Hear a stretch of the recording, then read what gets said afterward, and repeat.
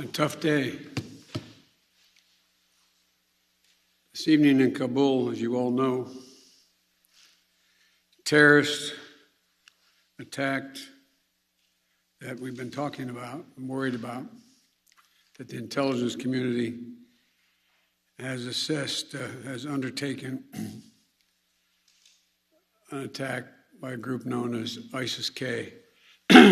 Took the lives of American service members standing guard at the airport and wounded several others seriously. He had also wounded a number of civilians, and civilians were killed as well. I've been engaged all day in constant contact with the military commanders here in Washington and the Pentagon, as well as in Afghanistan and Doha. And my commanders here in Washington in the field have been on this with great detail, and you've had a chance to speak to some so far. The situation on the ground is still evolving, and I'm constantly being updated. These American service members who gave their lives, it's an overused word, but it's totally appropriate here, were heroes. Heroes who have been engaged in a dangerous, selfless mission to save the lives of others.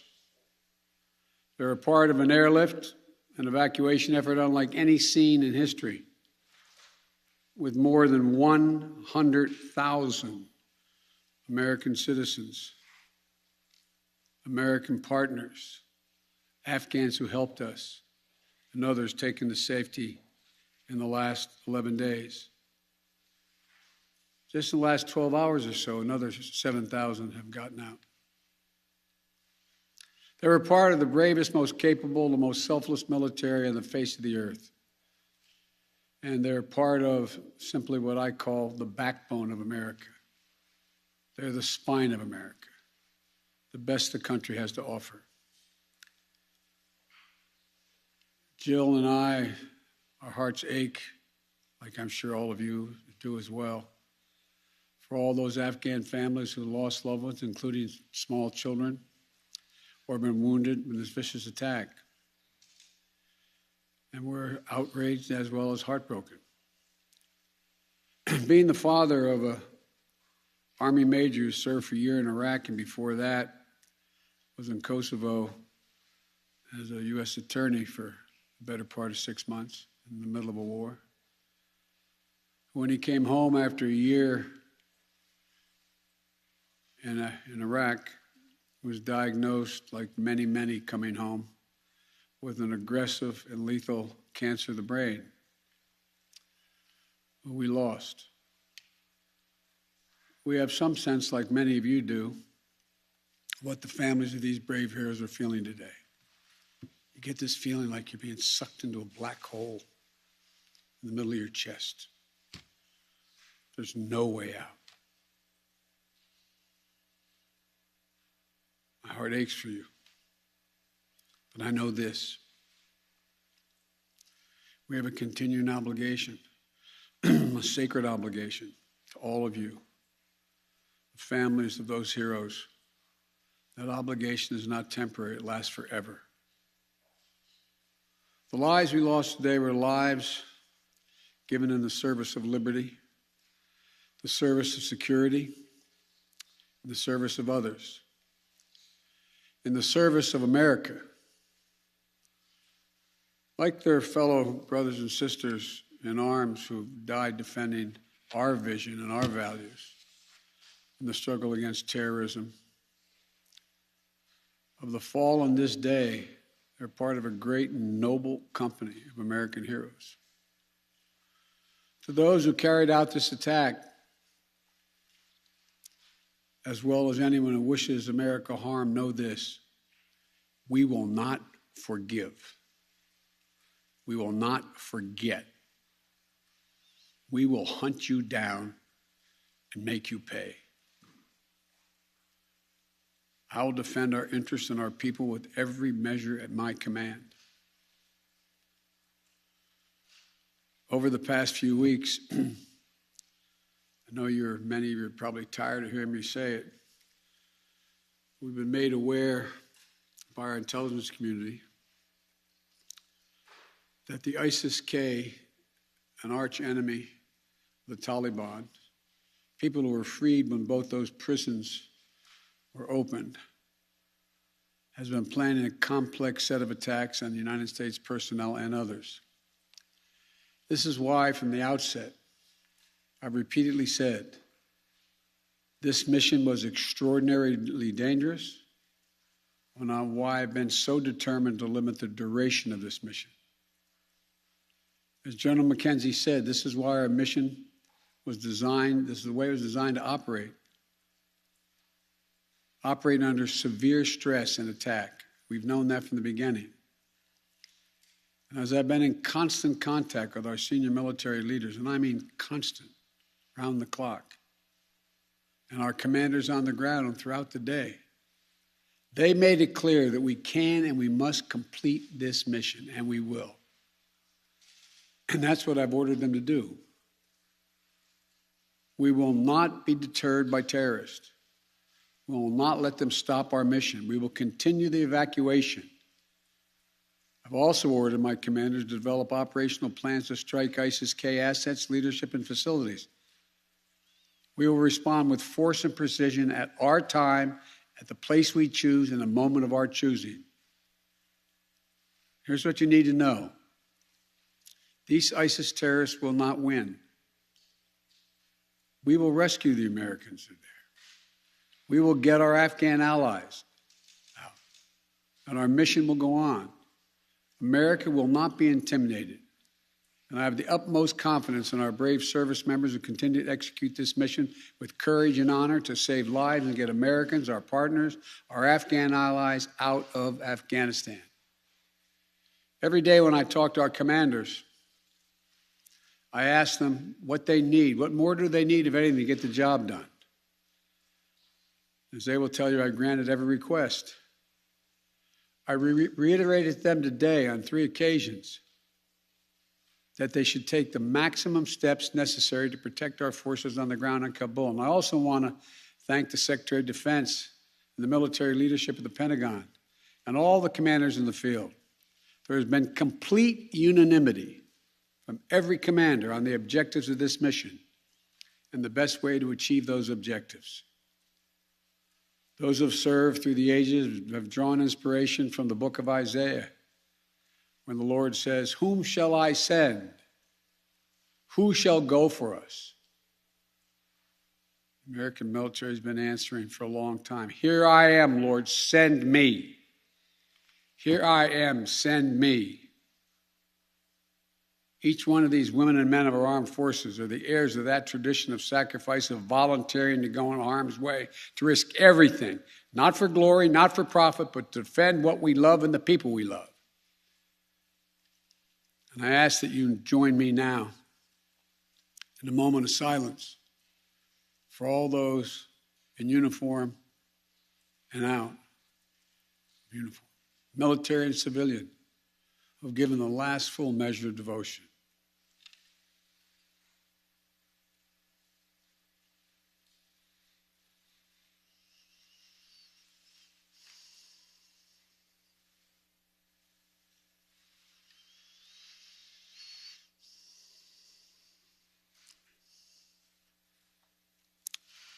Thank you.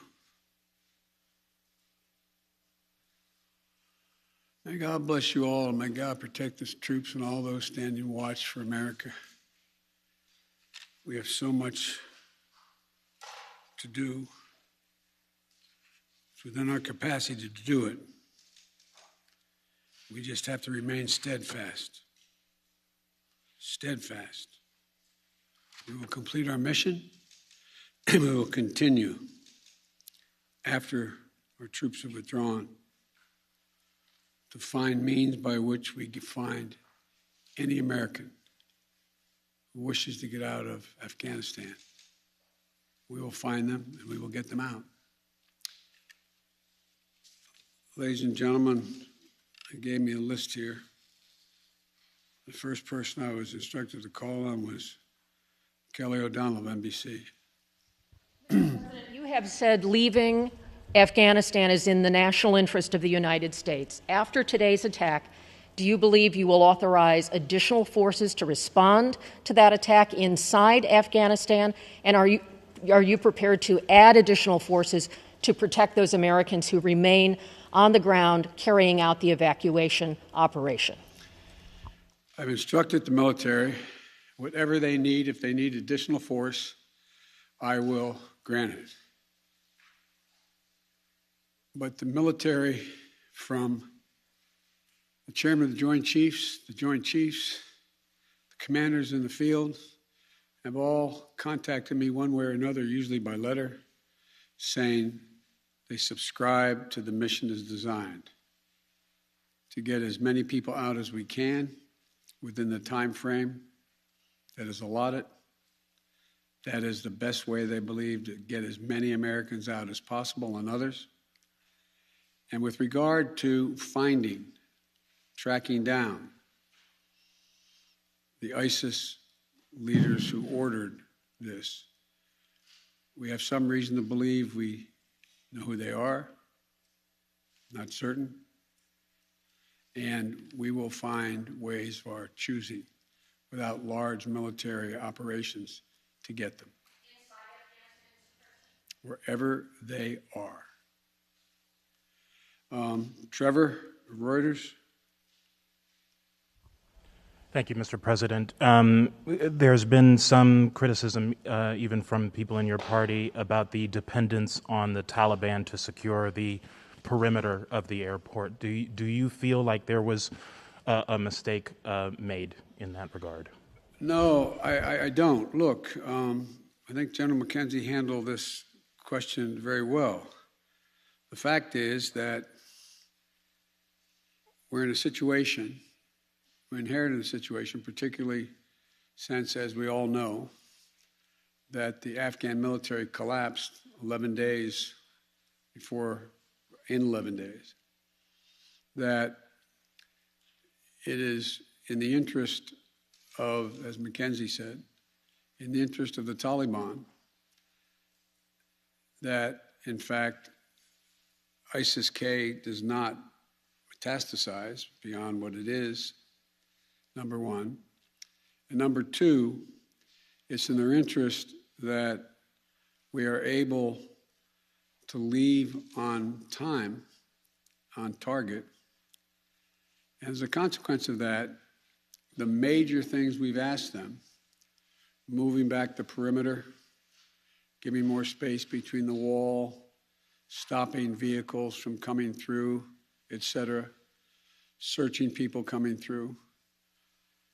It is not what you'd call a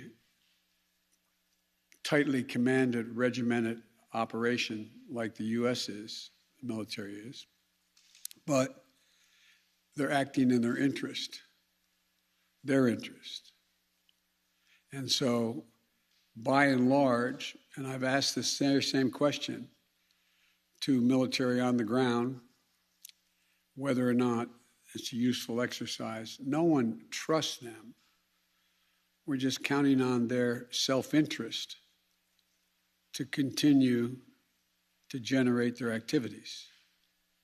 And it's in their self-interest that we leave when we said, and that we get as many people out as we can. Like I said, even in the midst of everything that happened today, over 7,000 people we've gotten out, over 5,000 Americans overall. So it's not a matter of trust, it's a matter of mutual self-interest. And but there is no evidence thus far that I've been given as a consequence by any of our commanders in the field that there has been collusion between the Taliban and ISIS in carrying out what happened today, both in front of the hotel and what is expected to continue for beyond today. Amir, Associated Press. Thank you, Mr. President. You have spoken, again, powerfully about your own son and the weight of these decisions. With that in mind, and also what you've said, that the longer we stay, the more likelihood that there would be a major attack. How do you weigh staying even one more day, considering what's happened? Because I think what America says matters. What we say we're going to do in the context in which we say we're going to do it, that we do it, unless something exceptional changes. There are additional American citizens. There are additional green card holders. There are additional personnel of our allies. There are additional SIV card holders. There are additional Afghans that have helped us. And there are additional groups of individuals that have been contacted us, from women's groups to NGOs and others, who have expressly indicated they want to get out and have gathered in certain circumstances in groups, on buses and other means. That still presents the opportunity for, in the next several days between now and the 31st, to be able to get them out. And our military, and I believe, to the extent that we can do that, knowing the threat, knowing that we may very well have another attack, the military has concluded that's what we should do. I think they're right. I think they're correct. And after that, we're going to be in a circumstance where will be, I believe, numerous opportunities to continue to provide access for additional persons to get out of Afghanistan, either through means that we provide and or are provided through in cooperation with the Taliban. They're not good guys, the Taliban. I'm not suggesting that at all. But they have keen interest. As many of you have been reporting, they very much would like to figure out how to keep the airport open. They don't have the capacity to do it. They very much are trying to figure out whether or not they can maintain what is the portion of an economy that has become not robust, but fundamentally different than it had been. And so there's a lot of reasons why they have reached out, not just to us, but to others, as to why it would be continued in their interest to get more of the personnel we want to get out. We can locate them. Now, there's not many left that we can assess that want to come out. There's some Americans we've identified, we've contacted the vast majority of them, not all of them, who don't want to leave because they're dual nationals, they have extended families, et cetera. And there's others who are looking for the time. So that's why we continue. I'll take a few more questions, but you, sir. I wanted to ask you, okay. You say that what America says matters. What do you say to the Afghans who helped troops who may not be able to get out by August 31st? I say we're going to continue to try to get you out. It matters. Look, I know of no conflict, as a student of history, no conflict where when a war was ending, one side was able to guarantee that everyone they wanted to be extracted from that country would get out. And think about it, folks. I think it's important. I know the American people get this in their gut. There are, I would argue, millions of Afghani citizens who are not Taliban, who did not actively cooperate with us as SIVs, who, if given a chance, they'd be on board a plane tomorrow.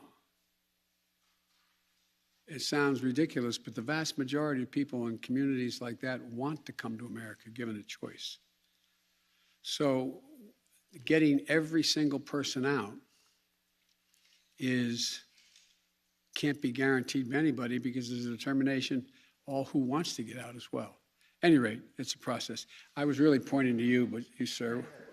Thank you, Mr. President. There are reports that U.S. officials provided the Taliban with names of Americans and Afghan officials to evacuate. Were you aware of that? Did that happen? And then, sir, did you personally reject a recommendation to hold or to recapture Bagram Air Force Base?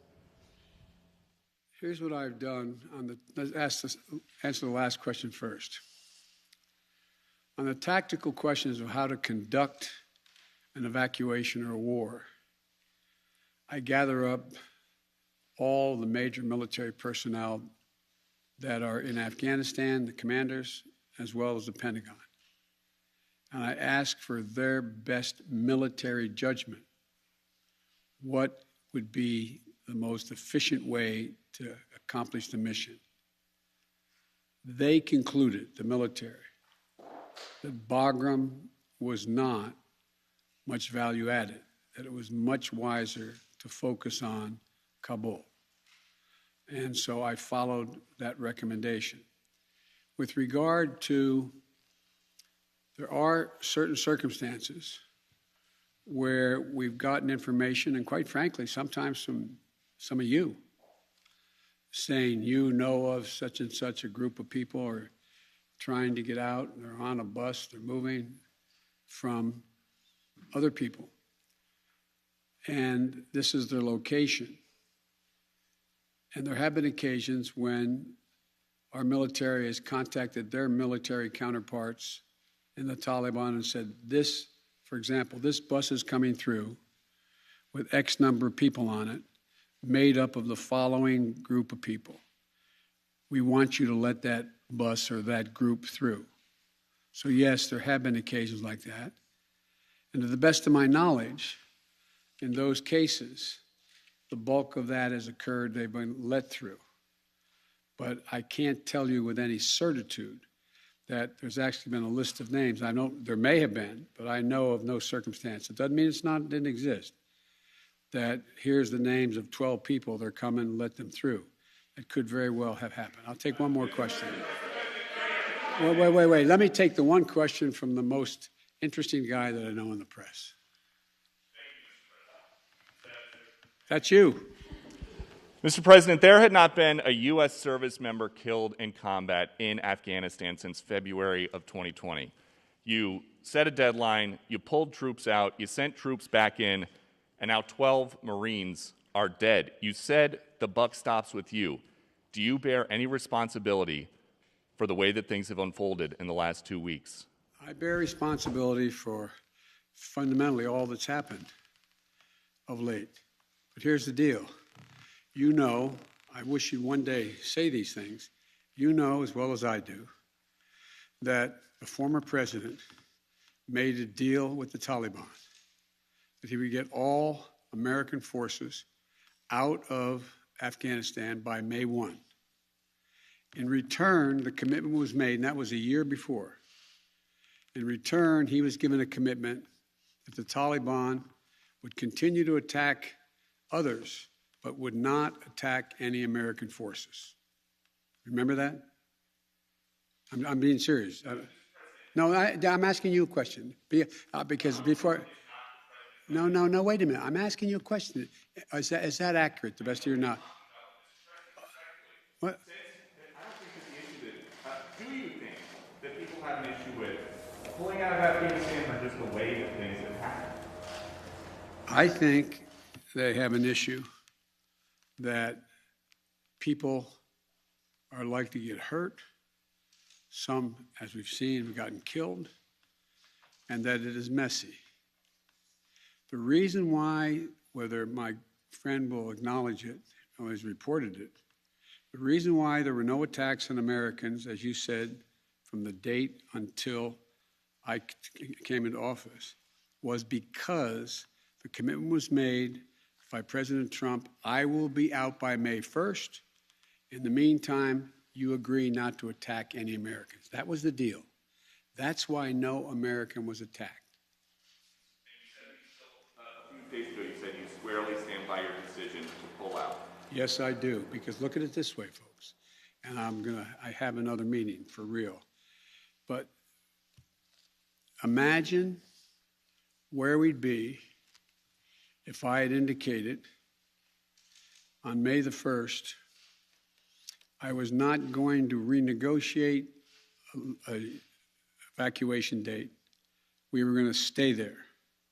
I'd have only one alternative: pour thousands of more troops back into Afghanistan to fight a war that we had already won relative to why the reason we went in the first place. I have never been of the view that we should be sacrificing American lives to try to establish a democratic government in Afghanistan, a country that has never once in its entire history been a united country and is made up, I don't mean this in a derogatory, made up of different tribes who have never, ever, ever gotten along with one another. And so, as I said before, and this is the last comment I'll make, we'll have more chance to talk about this, unfortunately, beyond, because we're not out yet. If Osama bin Laden, as well as al-Qaeda, had chosen to launch an attack when they left Saudi Arabia out of Yemen, would we have ever gone to Afghanistan? Even though the Taliban completely controlled Afghanistan at the time, would we have ever gone? I know it's not fair to ask you questions, it's rhetorical, but raise your hand if you think we should have gone and given up thousands of lives and tens of thousands of wounded. Our interest in going was to prevent al-Qaeda from reemerging, first to get bin Laden, wipe out al-Qaeda in Afghanistan, prevent that from happening again. As I've said 100 times, terrorism is metastasized around the world. We have greater threats coming out of other countries, a heck of a lot closer to the United States. We don't have military encampments there. We don't keep people there. We have over-the-horizon capability to keep them from going after us. Ladies and gentlemen, it was time to end a 20-year war. Thank you so much.